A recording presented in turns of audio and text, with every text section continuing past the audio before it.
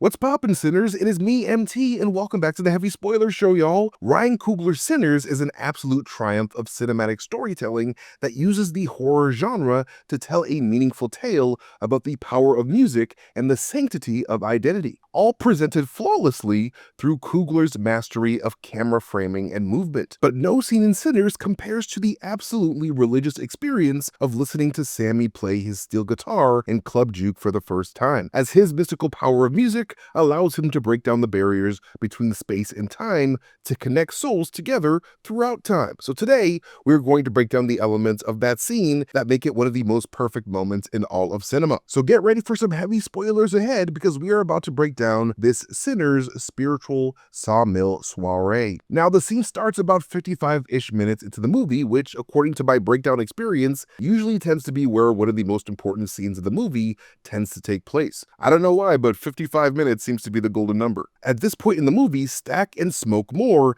have successfully gotten their juke joint staffed and filled with patrons having a grand old time. And now it's time for blues musician Delta Slim, played by Delroy Lindo, to introduce Miles Caton's Sammy Moore to the crowd to play the night's next song. And the way that Delroy introduces Sammy to the patrons of Club Juke very much felt like it was purposely done in the same spirit of a church pastor calling up one of his deacons to do a sermon. Delta introduces Sammy with pride of Sammy's unique gift for the blues, a stark contrast to Sammy's own pastor of a father who sought to control his son's true identity and calling. Sammy then humbly approaches the front of the room and starts playing the guitar, but Delta Slim immediately stops him and tells Sammy to tell the crowd who he is and where he came from. A super important detail to note, considering this movie's main message about being proud and true to one's own identity. Delta, being Sammy's new musical pastor father figure for the night, is encouraging Sammy to share who he is and his story with the world, allowing Sammy to feel more at home with his new congregation. And after Sammy introduces himself, he notes that he made the song that he's about to sing specifically for his father. And as he sings, the lyrics act as Sammy's confession to his preacher father for lying to him about not loving the blues so he could appear to be the perfect little preacher boy that his father always wanted. And not only this, but the song's chorus, having the words, "Somebody take me in your arms tonight," repeated, shows that Sammy is also feeling guilt about his true nature as a sinner who seeks sexually intimate companionship. That's right, everybody. I'm talking about the devil's premarital sex, which is, of course, a big no-no in the Bible. That being said, it is interesting to note how, right as Sammy secures himself a woman that would take him in her arms, or legs rather, that's when the vampire killing in the movie starts to happen. Almost like the devil himself was descending onto Sammy's life to punish him for having relations out of wedlock. I mean, Lucifer is the fallen angel of music in the Bible after all, so having these dark vampires be summoned by Sammy's music to punish him for his sinful lifestyle would be thematically appropriate. Ludwig Göransson, the film's composer who has worked with Ryan Coogler on every one of his films, wrote Sammy Moore's song "I Lied to You" along with singer and songwriter Raphael Saadiq, who previously worked on movies like 1995's Higher Learning and 1991's Boys in the Hood, while also writing and producing songs for popular R&B artists like John Legend, Whitney Houston, Stevie Wonder, Earth, Wind & Fire, and Mary J. Blige. But in regards to Ludwig specifically, both Ryan and Ludwig actually met as roommates at the University of South California and have been tight ever since. And this is sort of random, but I highly recommend everyone watching this video to also watch Voices Rising, the music of Wakanda Forever over on Disney+, because it really shows off how incredibly talented and open-minded Ludwig Göransson is when it comes to crafting music for his films, especially films about the Black experience and Black history. It is truly some next-level stuff and one of the best documentaries that Disney has ever created, in my opinion. But yeah, Ludwig was actually there the entire time this scene was being shot, acting as the DJ and playing the song over and over again, so the extras had something to actually dance to. And as Sammy sings the chorus of this song, the movie then cuts to Sammy talking to Delta Slim a few hours before showtime. Delta tells Sammy that the difference between the blues and Christianity is that the blues were not forced onto Black people, much like how Christianity was forced on them, because the blues were uniquely a result of a heritage of Black musical excellence. Delta calls the blues a sacred element of African American roots because it was the result of generations of powerful African musical magic, the mystical evolutionary byproduct of generations of Black struggle and perseverance.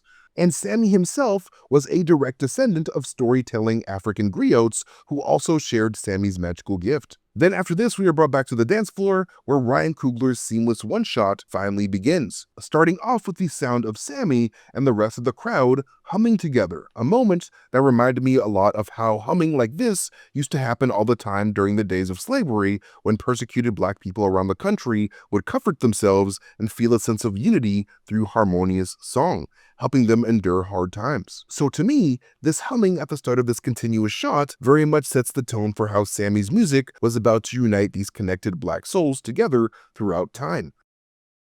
Then, as the music begins to move throughout the room, director Ryan Coogler puts the audience in the perspective of the moving, magical music itself, almost like the audience was actually this invisible, mystical ghost of ancient musical power, a holy spirit of sound communing in fellowship with this congregation of sinners. Then, as we, the music, start to move about the room, the spirits of long-dead African tribal ancestors slowly fill that room, dancing and playing music in their own way. They represent the past, with their music evolving over time to eventually become the roots of blues, jazz, and rock music, which is why we see a Black man with sunglasses and a guitar show up immediately after this, shredding like the iconic African-American guitarist Jimi Hendrix. Then, after this transition from steel guitar to electric guitar, we then hear the music start to summon some modern-day hip-hop after summoning a DJ onto the stage. And once the music really starts bumping, that spirit then starts to float amongst the dancers, while also summoning the spirits of more Black music lovers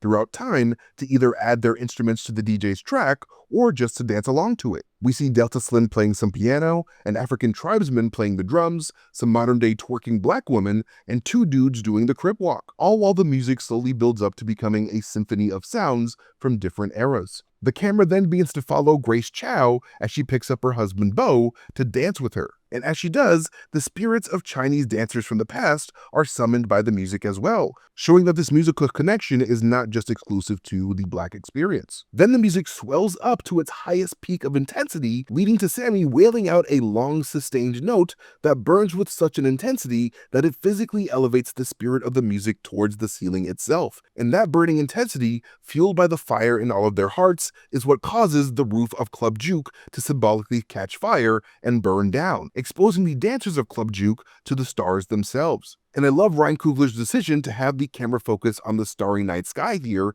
because to me, these stars feel like these symbolic representations of every one of these dancers' ancestors that came before. Like, this burning roof feels like the audience is literally watching the veil between life and death burn away to a crisp through the power of Sammy's music, allowing for all those spirits who have passed on to the sky the chance to look down on their descendants and connect with their joy. And not only this, but when the fire spreads to the walls and completely burns the wooden exterior of Club Juke down completely, a true sense of freedom of expression is conveyed as the audience gets to see all of these socially repressed people express the joy of communal fellowship out in the open.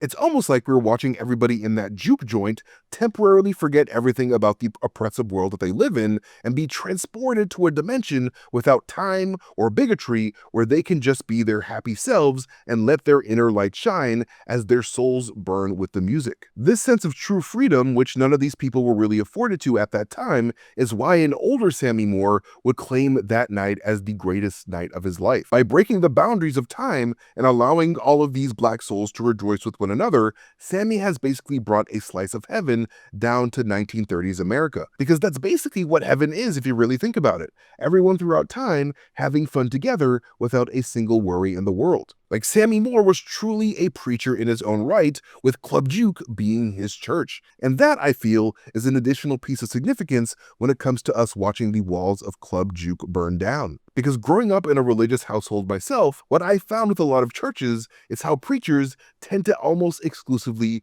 preach to congregations of already converted people, while simultaneously silently judging those who choose to live their lives in their own way outside of the faith. I mean, not all of the time, but a good chunk of the time, churches tend to feel like these exclusive Jesus clubs whose doors and walls were meant to shield the congregation from the wicked world of sinners. Club Juke, on the other hand, was a sanctuary built on the foundation of true freedom of expression and joy without limits or judgments. And while yes, Club Juke did have bouncers that turned away certain types of people at the door, this was only done because of the very real threat of racial violence and retaliation in that time period. I mean, Smoke and Stack had no issue with white people solely because of the color of their skin. However, they knew that problems would eventually find their way to their doorstep once other racist white people heard that there was a black-owned establishment that encouraged interracial mingling, especially if they saw a white woman like Mary being all over Stack's package like she was that night. She was all over his package, and it really bothered me because Haley Steinfeld is my wife.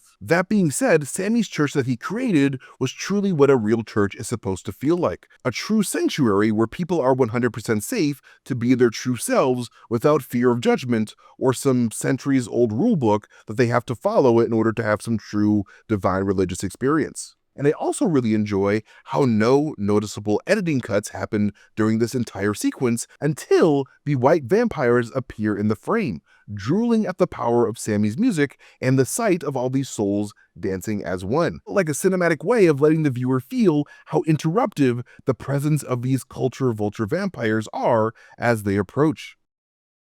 We spent all that time flying around this celebration of blackness and individuality with a steady and purposeful flow, almost like we were a ghost, until that flow is brought to a screeching halt by Remick and his vampire horde, who immediately snap everything back to reality as they begin walking towards Club Juke. To me, this abrupt ending to this excellent camera movement felt like a symbolic interruption of all of that musical magic, a cinematic record scratch that the audience can visually see and experience as they're brought back to Earth after being elevated by the spirit of the music. And to make this powerful and creative scene a reality, Ryan Coogler visualized and planned extensively for weeks with both Ludwig Göransson and phenomenal cinematographer Autumn Durald, and would ultimately divide the filming of this scene into 3 separate parts, each taking a half a day of shooting to complete. And while this incredible sequence looks like it was filmed in one take, that's just movie magic at work, baby. Due to the restraints of filming with IMAX cameras, they were only allowed to film around 90 to 105 seconds at a time.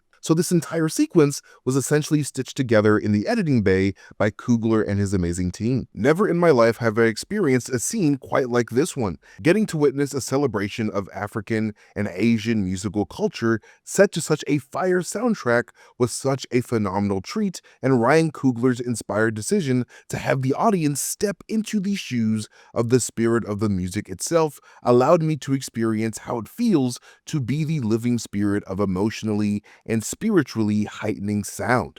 And much like how Sammy's love for music could not be contained by his father, the music itself during the scene could not be contained within the walls of Club Juke as the energy of the building grew more and more intense, bursting out of the ceiling itself. This entire scene perfectly embodies the "This Little Light of Mine" song that we hear Sammy Moore sing in the post-credit scene of the movie. By singing and dancing to the blues, these African Americans are exercising their right to let the raw emotion that fuels their souls burn as brightly as possible, allowing each and every one of them to become one in their shared pain and joys. And in a world where freedom of expression was severely limited by the color of one's skin and their country of origin, juke joints like Club Juke were crucial outlets for those who desperately needed a public space where they are encouraged to celebrate their true identity. So for Ryan Coogler and the gang to allow the audience to be a core part of that experience was truly something special. And I honestly don't think I will ever forget my first time watching this movie. But anyways, thank you guys so much for watching this video. You guys can follow me at Mastertainment on Twitter, Blue Sky, Instagram, YouTube, wherever I am on the internet. But most importantly, follow Heavy Spoilers here on YouTube by hitting that subscribe button and maybe even hitting that like button if you guys enjoyed the video. But like always, I have been MT, you guys have been amazing, and I'll catch you guys later. Bye.